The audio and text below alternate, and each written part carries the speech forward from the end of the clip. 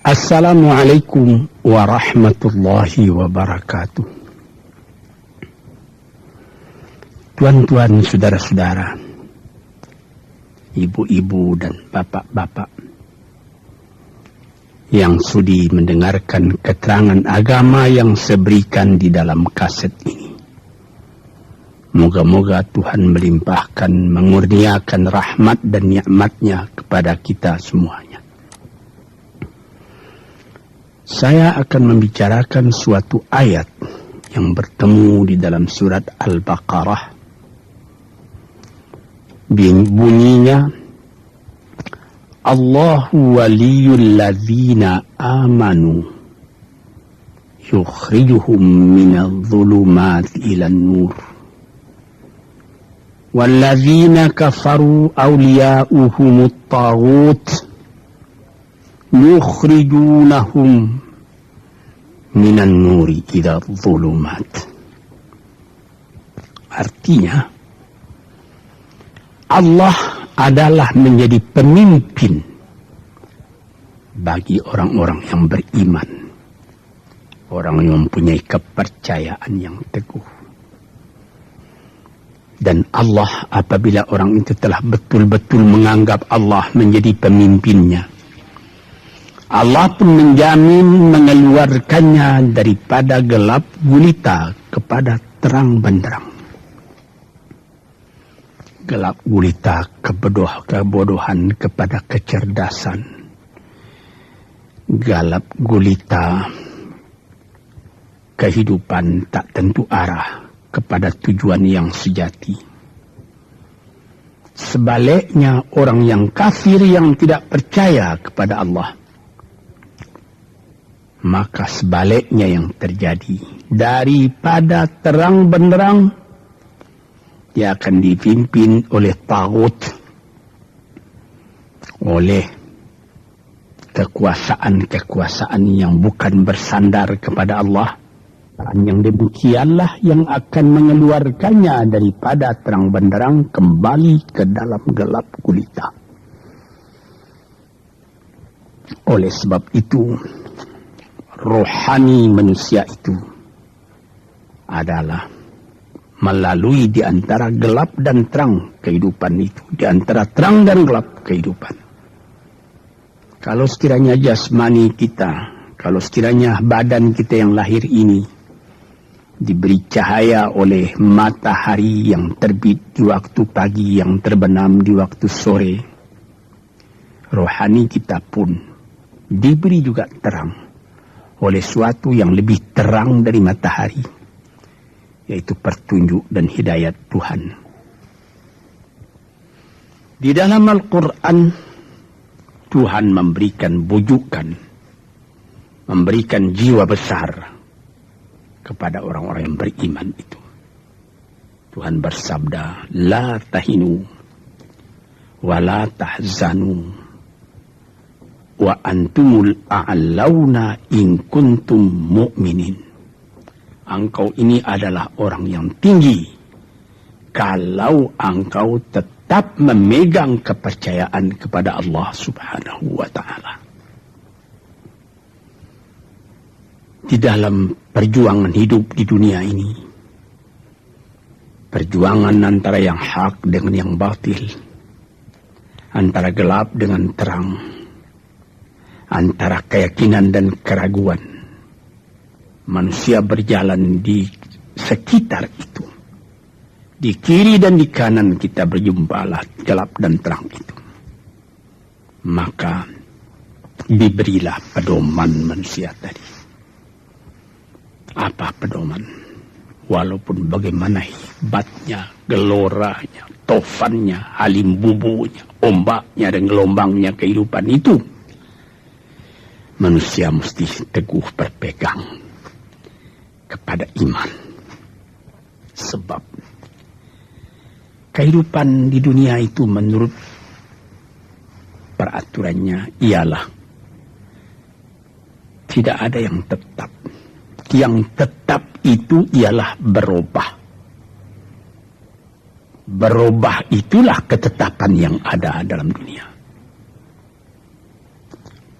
panas sangat terik, benar, nanti akan hujan.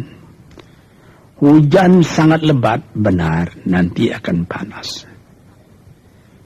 Di suatu tempat terjadi hujan yang lebat, berhari-hari timbul banjir.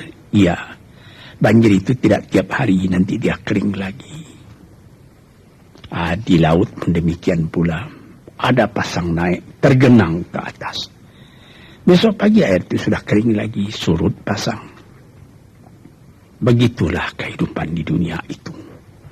Itu harus kita yakini supaya kita jangan terombang-ambing dalam kehidupan itu. Kalau kita sudah mulai terombang-ambing, tahu-tahu walaupun bagaimana terangnya hari, gelap timbul dalam jiwa kita sendiri. Walaupun panas terik, kita berhujan. Hujan oleh keringat kita sendiri. Jadi yang penting di sini menjaga hati itu. Sampai Rasulullah Nabi kita Muhammad sallallahu alaihi wasallam, inna fil jasadi mudghatan, di dalam tubuh manusia itu ada suatu bekuan darah. Idza salahat salahal jasadu kulluhu wa idza fasadat fasadal jasadu kulluhu. Kalau ini segumpal daging baik, seluruh badan jadi baik. Kalau dia rusak, seluruh badan jadi rusak. Apakah itu? Hati. Hati. Kendali terletak dalam hati kita. Hati artinya penuh. Bukan saja berarti pada daging, tapi pada hati dari hati, isi dari hati, atau juga akal kita. Sebab itu, maka kalau satu waktu saya pernah mengajarkan doa yang mengandung 8 sifat-sifat lemah menghilangkan kemerdekaan manusia. Hari ini saya pun akan mengajarkan doa yang diajarkan juga oleh Nabi. Bagaimana menjaga hati tadi. Di situ dalam doa itu ada tersebut 4 perkara. Apa tersebut? Allahumma inni a'udzubika min qalbin la yakhsha'u wa min ilmin la yanfa'u wa min nafsin la tashba'u wa min du'a illa yusma'u. Jadi 4 perkara. Yang pertama, Allahumma inni a'udzubika min qalbin la yakhsha. Aku sangat berlindung kepada Engkau ya Allah, janganlah sampai terjadi hati saya itu tidak khusyuk lagi. Ini bahaya ini. Mulai bahaya, mengancam kepada manusia. Kalau hatinya tidak khusyuk lagi, hati khusyuk yaitu hati itu tentu jelas tujuannya kepada Allah. Allah menjadi pegangannya. Allah menjadi bentengnya.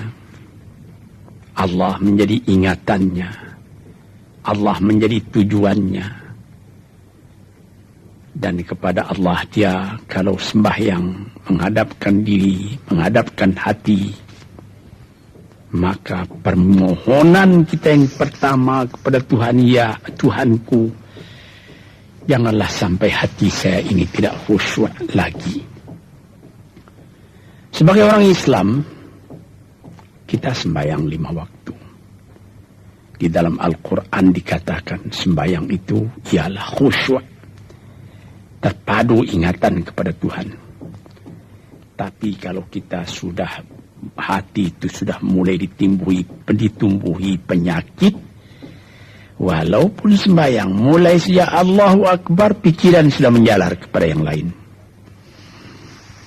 Piutang belum menerima, utang belum terbayar, makanan belum masak, macam-macam lah yang teringat. Padahal kita dalam sembahyang. Ini apa arti sembahyang tadi lagi? Ini sudah mulai berbahaya ini. Banyak orang yang tidak meninggalkan sembahyang, tapi tidak ada bekas dari sembahyang itu kepada kehidupannya. Di dalam sembahyang kita baca, inna salati wa nusuki wa mahyaya wa mamati lillahi rabbil alamin.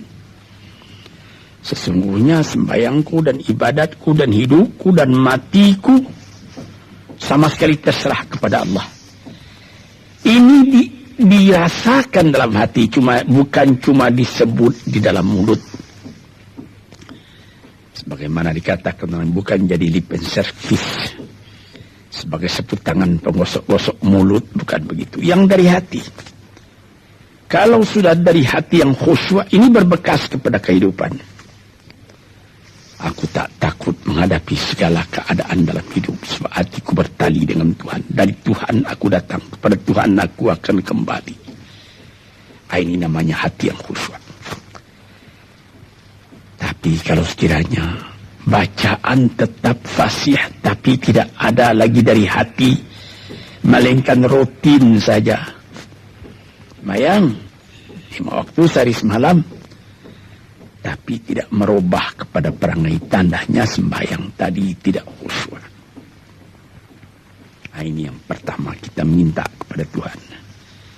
Janganlah sampai kita mempunyai hati yang tidak khusyuk, hati yang tidak teringat kepada Allah. Kalau hati tidak ingat lagi kepada Allah, maka segala pekerjaan yang terlarang sudah ringan saja kita mengerjakan. Menipu, berdusta, membujuk orang lain mengerjakan perbuatan yang salah, mencela, memaki, itu karena tidak ingat kepada Allah, cuma ingat kepada diri sendiri saja. Ini yang pertama. Yang kedua dikatakan, wa min ilmin la yanfa', dan aku berlindung kepada Engkau ya Allah daripada ilmu yang tidak memberi manfaat. Padahal disebutkan oleh ahli-ahli, ilmu yang memberi manfaat itu membawa manusia kepada iman. Al-ilmu yad'u ilal iman. Ilmu itu membawa manusia kepada iman. Sekarang sudah ilmu banyak, tapi tidak membawa kepada iman, melainkan membawa kepada celaka. Sudah maju kepandaian orang, ilmu, pengetahuan orang, teknologi orang, sains orang, knowledge orang, dan segala macamnya. Tapi tidak ada manfaatnya kepada manusia. Cuma bahaya karena ilmu tadi yang datang kepada manusia. Sebagaimana ilmu manusia di abad ke-20 yang sangat penting, yaitu tentang tenaga atom. Maka timbullah bom atom, bom hidrogen, nuklir. Sehingga manusia diancam sekarang ini oleh bahaya atom itu di mana-mana.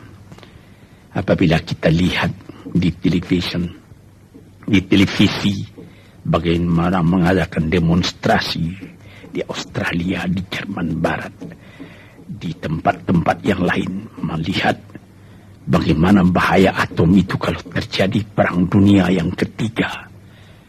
Ya Rabbi ya Karim, bom atom yang jatuh di Hiroshima itu belum ada artinya dibandingkan dengan bom yang sekarang, yang sedang disimpan oleh kerajaan-kerajaan, oleh negara-negara besar untuk menghancurkan.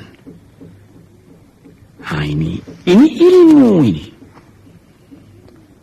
Tetapi ilmu yang membawa bahaya, bukan saja tidak memberi manfaat, bahkan memberi bahaya. Di sini terasa oleh kita bahwa ilmu yang ada itu pun mesti dikembalikan atau dikendalikan oleh iman.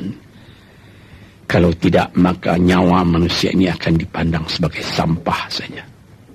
Dijatuhkan satu bom hidrogen ke dalam kota Jakarta ini, na'udzubillahi min dzalik, umpamanya dimasukkan ke kota Jakarta ini, satu bom hidrogen saja itu sudah habis penduduk Jakarta yang lebih dari 5 juta ini. La haula wala quwata illa billah. Ini minta kepada Tuhan, ya Allah, majulah ilmu manusia, majulah teknologi manusia, tetapi jangan hendaknya kemajuan itu membawa kepada bahaya. Jangan ilmu pengetahuan itu membawa kepada yang tidak memberi manfaat. Ini doa yang kedua kepada Allah, Tuhan sarwa sekalian alam. Yang ketiga disebut lagi, wa min nafsin la tashba'u, dan aku berlindung kepada Allah daripada nafsu, daripada diri, daripada ego, daripada tiap-tiap masing-masing diri ini yang tidak merasa kenyang. Ini juga bahaya besar. Inilah yang menimbulkan penjajahan di dunia. Inilah yang menimbulkan, disebut dalam bahasa Arab, al-ghazwul fikri. Penjajahan. Sesudah Perang Dunia Kedua sudah banyak negeri-negeri yang merdeka. Tetapi sekarang timbul lagi penjajahan baru. Apa? Penjajahan fikiran. Sehingga bangsa yang merdeka tadi tidak merdeka lagi fikirannya.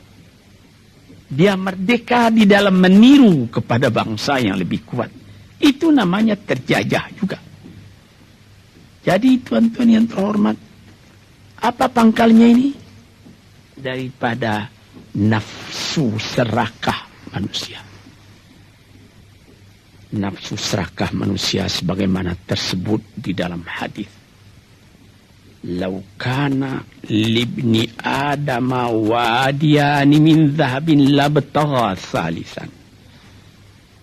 Wa ma yamla'u jawf ibni adama illa turab. Kalau manusia itu mendapat suatu lembah yang penuh dengan kekayaan emas, suatu lembah, dia ingin supaya mendapat satu lembah lagi yang penuh juga dengan emas. Dapat 2 lembah, dia minta 3 lembah lagi yang penuh dengan iman. Nafsu manusia tidak pernah kenyang. Padahal akhirnya kalau dia sudah menutup mata, tidak ada yang akan memenuhi perutnya melainkan tanah. Teringat akan cerita yang disampaikan oleh Graf Leo Tolstoy, pujangga Rusia yang terkenal, bahwa orang yang tidak mempunyai nafsu yang kenyang itu, pada suatu hari katanya, ada satu orang kaya mempunyai tanah yang luas. Dia mengatakan kepada orang, boleh tuan-tuan mengambil tanah kepunyaan saya ini, berapa tuan suka, berapa tuan mau. Syaratnya cuma begini, sepanjang yang tuan berjalan dari timur ke barat, lantas sebelum matahari terbenam, tuan sampai kembali ke tempat tuan melangkah pertama tadi. Berapa saja tuan suka, boleh ambil tanah ini. Maka datanglah si tamak tadi. Tuan yang punya asli tanah tadi mengatakan, bawalah bakal, jangan lapar di jalan nanti. Baik, dibawanya nasi sebungkus, dia berjalan, jalan. Dari pukul 7 pagi. Kalau diambil kekuatan, hendaknya pukul 10 dia sudah makan. Melangkah lagi beberapa ratus meter atau sekian, nanti boleh kekuatan buat kembali. Sehingga sebelum matahari terbenam, dia sudah sampai ke tempat dia menuju bermula. Tetapi ini orang bernafsu betul, dia minta supaya banyak tanah yang didapatnya. Dibawanya nasi sebungkus, tapi dia tidak jalan, di tengah jalan tidak berhenti, kan nanti berapa meter itu nanti kalau saya berhenti, tanah yang kurang buat saya. Dia terus berjalan.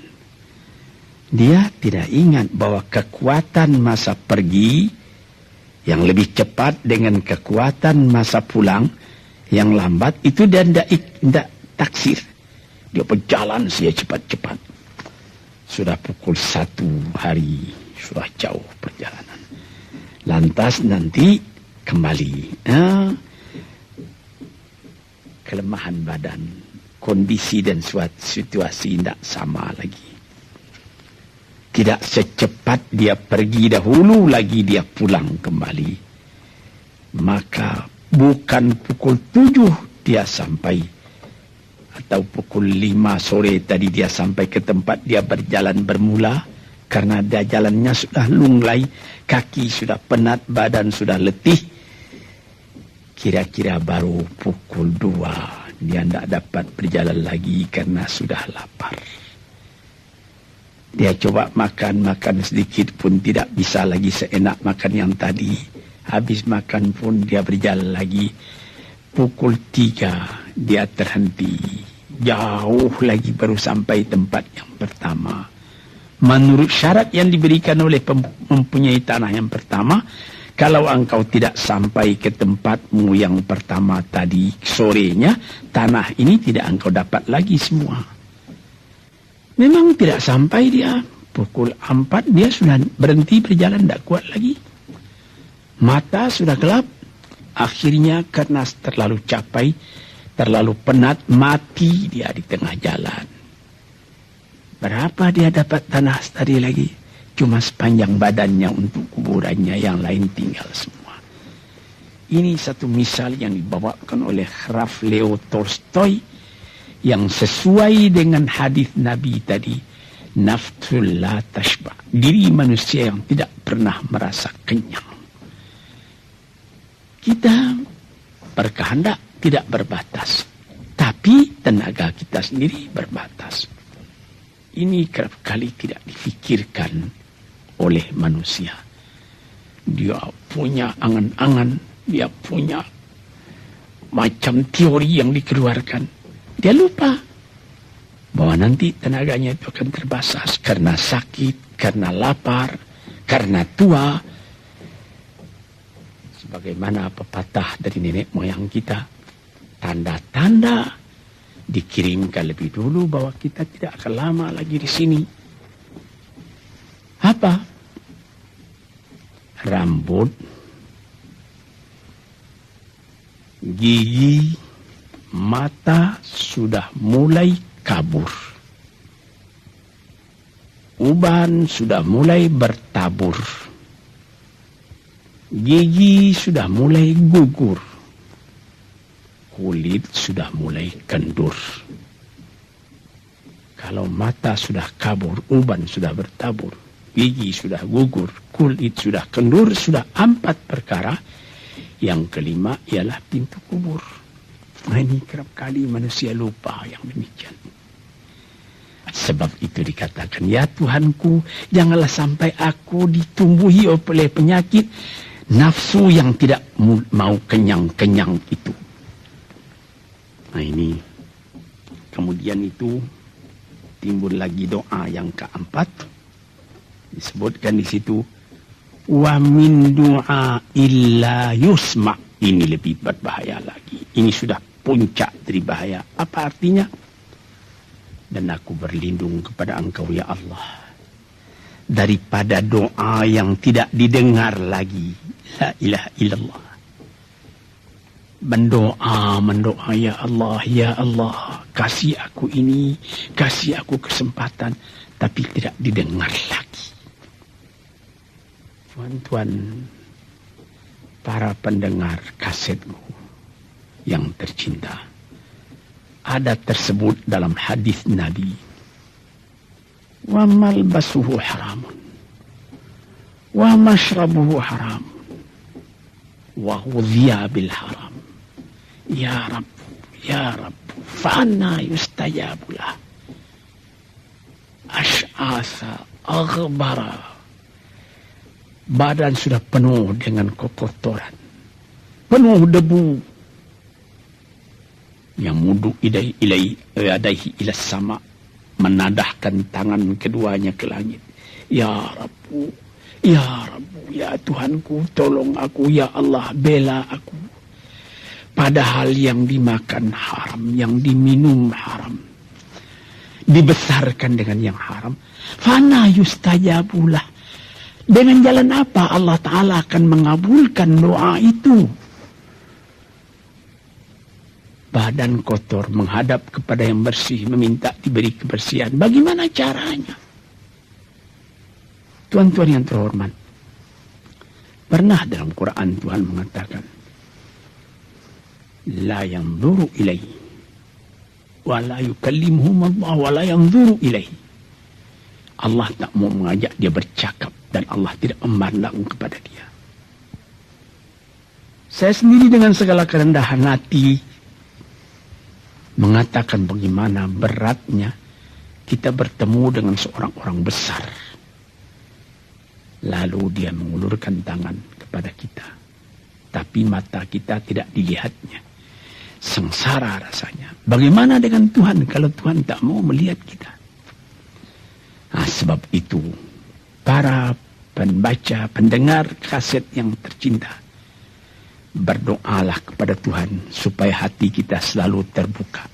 Jangan sampai kita mempunyai hati yang tidak khusyuk, ilmu yang tidak memberi manfaat, jiwa yang tidak pernah kenyang, dan doa yang tidak didengar. Ya Allah, dengarkan doa kami dan tunjukkan kepada kami jalan yang benar dan beri kami terang dalam kehidupan ini.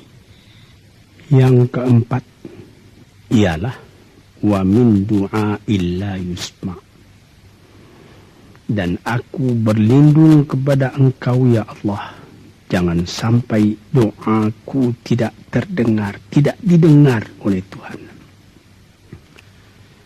Sebagaimana kita tahu, doa itu adalah mukhul ibadah, tulang sumsum daripada ibadat kita sendiri kepada Tuhan.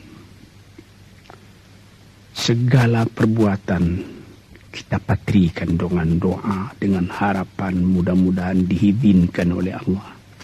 Disampaikan maksud kita, macam-macam yang kita minta kepada Tuhan.